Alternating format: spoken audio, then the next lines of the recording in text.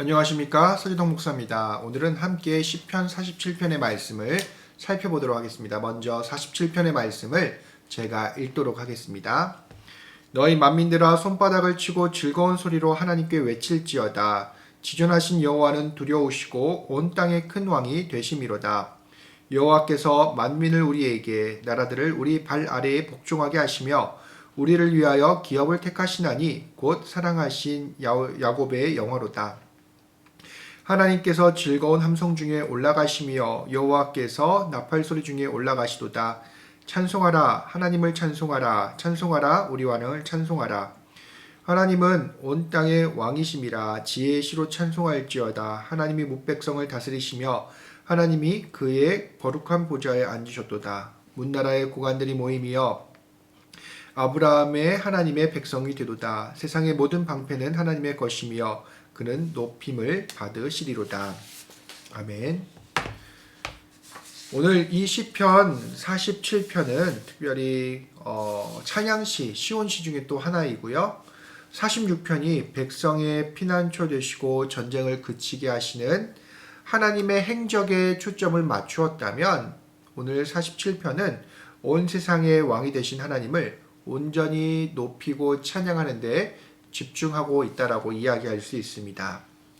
하나님께 대한 이 찬양 명령으로 시작하고 있고요. 그에 합당한 이유를 설명하는 키라는 히브리어 낱말로 이제 이어지는데요. 이러한 형식은 전형적인 찬양시의 형식으로 시편 47편이 전형적인 찬양시에 속한다는 것들을 보여주고 있습니다. 특별히 시편 47편은 두 가지 흥미로운 신학적인 주제를 보여주고 있습니다. 되게 중요한 신학적인 주제인데요. 하나는 이스라엘 백성과 다른 민족과의 관계가 어떠한지 보여주고 있고요. 또 다른 하나는 예루살렘에서 아마 새해가 있을 때마다 열렸던 것으로 추정되는 신년 예배의 흔적들입니다. 이런 예배의 의식에서, 이런 제의 가운데에 하나님은 시온의 왕이 되시며 동시에 온 세상의 왕으로 선포되고요.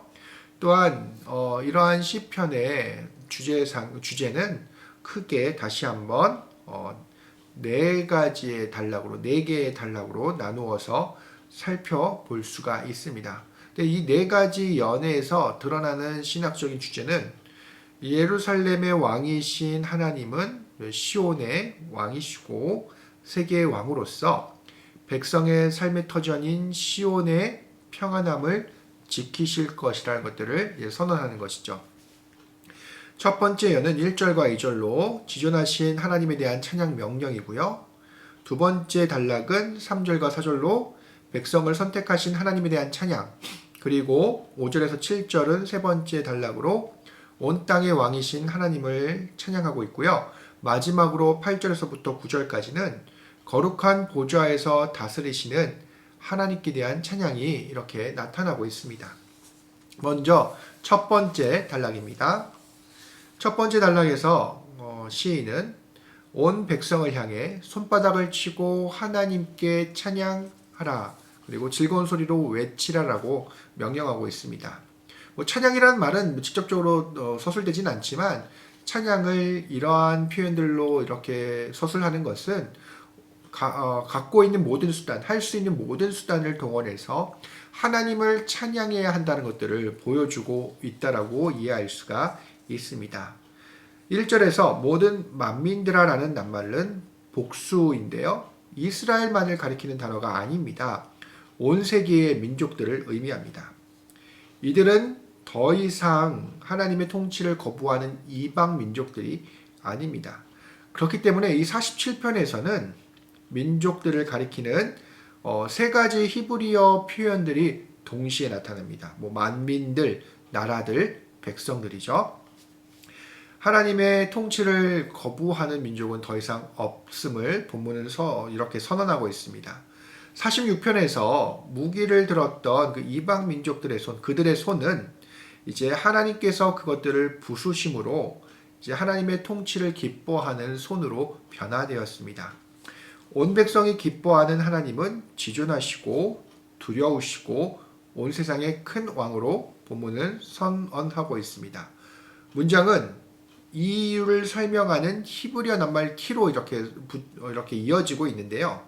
이 문장은 아까도 말씀드렸듯이 전형적인 찬양시의 형태인데 동시에 그들이 하나님을 높이는 이유와 하나님께 대해 품는 소망들을 이제 표현하고 있습니다.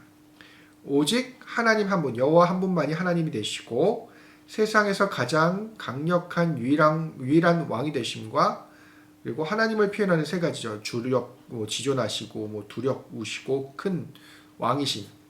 이 세 가지 놀라운 힘, 그것이 그의 백성들의 평안을 위해 사용될 것이라는 기대입니다. 그러니까 우리도 마찬가지로 하나님께 기대가 있죠. 그것들이 여기서 이제 찬양을 통해서 적극적으로 표현되고 있음을 우리는 분명히 알아야 합니다. 우리도 찬양 가운데에 하나님의 통치를 통해 우리가 누리게 될 그런 결과들을 하나님께 이렇게 표현할 수 있어야 합니다. 두 번째 단락 3절에서부터 4절까지는 백성을 선택하신 하나님을 찬양하고 있는데요. 두 번째 단락의 첫 낱말은 이제 어떻게 보면 복종하다라는 단어로 번역을 했는데요. 이것은 원래 히브리어 원어상으로는 상대방을 설득하고 납득시킨다는 의미를 담고 있습니다. 그러니까 복종이 우리가 생각하는 그렇게 강압적으로 복종을 시키는 것이 아니라 하나님의 군사적인 능력으로 만민과 나라들을 그들의 통치에 두는 것이 아니라 그것뿐만이 아니라 그건 이미 46절에서 이어졌고요.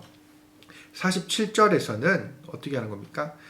군사적인 그런 무력으로서 이렇게 하나님께서 백성들을 복종시키게 하는 것이 아니라 온 세계 사람들이 이 하나님 백성의 통치를 받아들일 수 있도록 설득하는 장면을 우리는 상상할 수가 있습니다. 또한 7절에 맞쓰길, 이거는 보통 지혜라고 이제 표현이 되는데요. 본문은 지혜의 시로 이렇게 번역이 되어 있습니다. 이 맞쓰길이라는 낱말은 하나님의 백성의 통치가 하나님의 교훈과 하나님의 지혜를 따라서 이루어질 것임을 암시하고 있습니다. 4절에서 우리를 위하여 기업으로 택하시나니라는 선언은 앞의 맥락과도 이어집니다. 바로 이스라엘 백성이 만민을 통치하는 것은 하나님의 선택에 기반한 것이고 동시에 온 땅의 진정한 주인은 하나님, 자기들이 아니라 하나님이심을 고백하는 표현이라고 이해할 수가 있습니다. 특별히 기업은 영토의 의미가 있지만 영토를 선택했다는 하나님께서 기업으로 자신들을 선언했다는 것들을 분명하게 고백하는 표현이다라고 할 수가 있습니다. 이스라엘은 원래 이제 자신들을 스스로 하나님의 기업으로 이렇게 여겼는데요. 이건 상당히 이제 중요한 이제 고백이죠. 선택에 대한 부분인데요. 우리도 하나님께서 선택하셨기 때문에 지금 이 성도의 자리에 그리고 우리가 이 신앙의 자리에 있는 것으로 이해할 수 있어야 합니다. 이건 우리의 능력이 있기 때문에 또는 우리에게 무언가 잘난 것이 있기 때문에 하나님께서 선택하신 것이 아니라 전적인 그런 하나님의 선택이라는 거죠. 이스라엘도 분명히 이 부분을 알았습니다. 그래서 자신들이 온 세계를 다스릴 수 있는 것은 자기들의 능력에 있는 것이 아니라 전적인 하나님의 은혜의 경륜 가운데에 하나님의 선택하신 가운데에 있다는 것을 이 표현을 통해서 하고 있습니다. 본문에서는 또 이제 사랑하신 야곱의 영화로다라는 표현이 있는데요. 이것은 4절 상반절과 평행을 이룹니다. 이 일을 하나님께서 이루실 것이라는 확신이죠. 그리고 그 확신의 근거는 무엇입니까? 백성에 대한 하나님의 사랑입니다. 우리도 분명히 하나님께서 우리를 도우시고 우리를 선택하시고 우리를 또한 평안과 그런 길로 이끄실 것이라는 확신이 있습니다. 우리가 그렇게 확신할 수 있는 것은 하나님께서 우리를 사랑하신다는 그 확신, 그런 사랑 속에서 우리는 확신을 가져갈 수 있는 것입니다. 하나님의 사랑이 우리가 확신을 가질 수 있는 그런 근거가 되는 것입니다. 세 번째 단락은 5절에서부터 7절까지로 온 땅의 왕이신 하나님을 찬양합니다. 하나님은 이제 이 단락에서 보면은 온 백성의 찬양과 찬송, 높임을 받으시면서 어디론가 올라가고 계십니다. 그 어디론가라는 장소는 바로 예루살렘 성전입니다. 이는 아마도 본문에서 서술하는 장면은 아마도 예루살렘 새해에 있었을 그런 신년 예배를 상징적으로 보여주는 것이 아닌가라는 학자들의 의견이 있습니다. 아마도 이때는 법궤가 이렇게 올라가면서 이전에 다윗이 그랬던 것처럼 법궤를 제사장들이 메고 올라가면 많은 백성들이 그것을 보면서 하나님께서 올라가신다. 법궤가 이제 하나님의 임재 상징이 되지 않겠습니까? 그래서 그것을 이제 찬양하고 높이면서 그런 신년 예배의 장면을 서술하는 것이 아닌가라는 추정을 우리는 해볼 수가 있습니다. 이런 장면을 통해서 여호와께서 온 이스라엘의 왕이 되시고 온 세계의 왕이 되신다는 선언을 분명하게 보여주고 있습니다. 또한 나팔 소리에 대한 서술도 이 장면이 제의에 해당된다는 것을 보여주고 있고요. 시편 68편도 유사한 용어와 장면을 통해서 예루살렘의 왕으로 오르시는 하나님을 찬양하기도 합니다. 오늘 이 본문이 또 특별한 것은 하나님에 대한 호칭 때문에 그런데요. 2절에서 이 본문은 하나님을 지존하신 왕으로 이렇게 선언을 합니다. 또한 6절은 하나님을 우리의 왕으로 선포를 하고요. 7절에서는 온 땅의 왕으로 부르고 있습니다.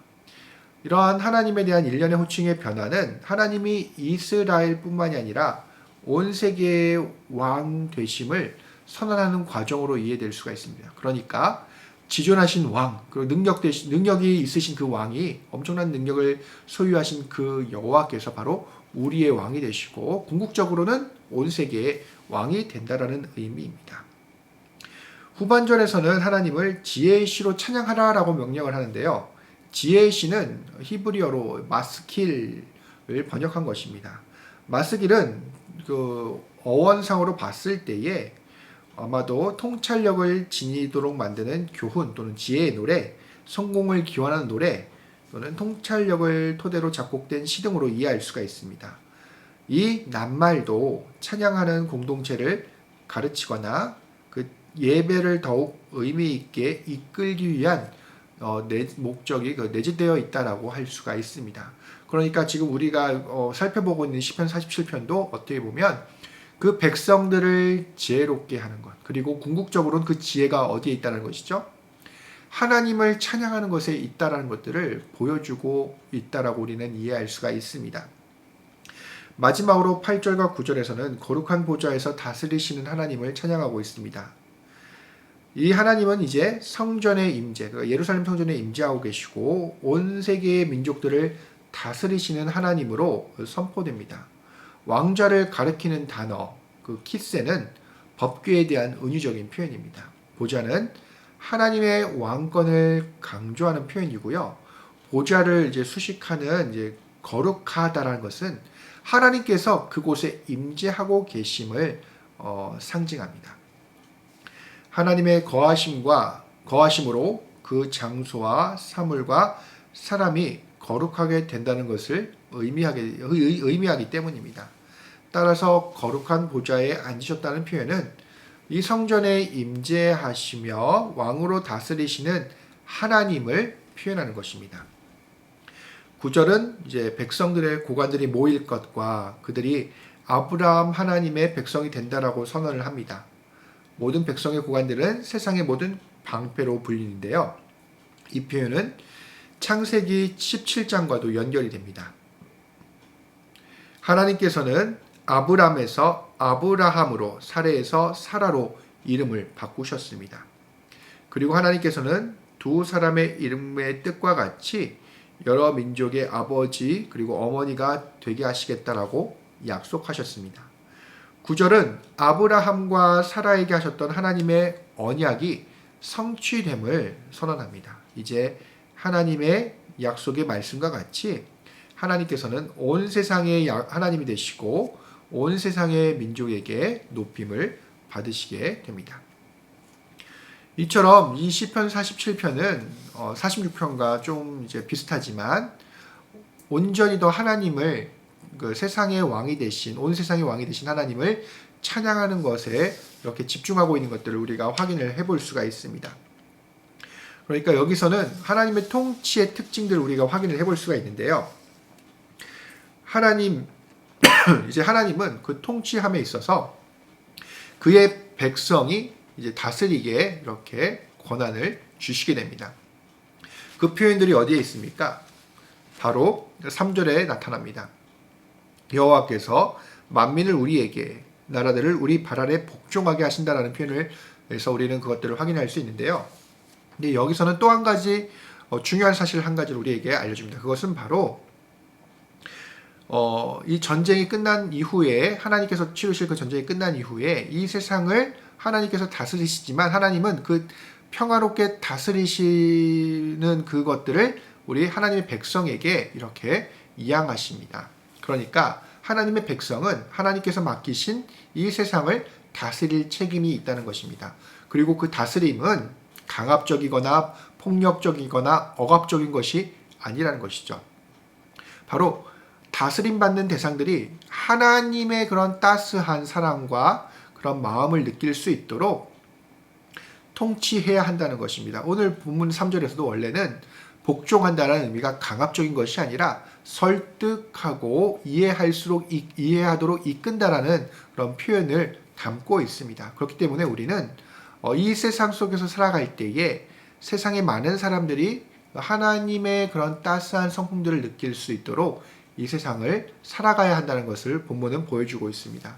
또한 예배의 특징을 본문은 또 보여주고 있는데요. 오늘 온전히 하나님을 찬양하는 것에 본문이 집중하고 있다는 사실을 제가 말씀드렸습니다. 그와 같이 예배는 하나님만을 온전하게 높이는 시간입니다. 예배의 목적이 무엇인지를 보여주는 것이죠. 찬양에 대한 명령과 하나님에 대한 수식어들은 온전히 하나님을 높이기 위해 오늘 다 붙여진 것들임을 우리가 알 수가 있습니다. 시편의 삶의 자리인 예배, 제의에서도 주인공은 다른 어떤 것이 아니라 온전히 하나님 한 분이십니다. 이처럼 오늘 우리가 읽은 이 시편 47편은 예배의 목적이 무엇인지 우리에게 다시 한번 생각하게 합니다. 예배의 주인공은 하나님이시고 우리는 예배를 통해 하나님을 온전히 높일 수 있어야 합니다. 아마도 우리가 예배 가운데에 다른 것들이 내 마음 가운데 있다면 그것은 하나님을 온전히 높이는 것이 아님을 우리는 분명히 알아야 합니다.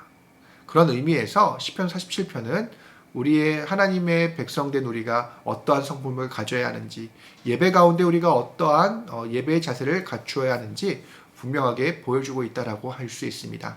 오늘도 이 시편 47편을 묵상하시면서 승리하시는 하루, 그리고 평안함 속에서 하나님의 임재를 경험하는 하루 되시기를 주님의 이름으로 축원합니다.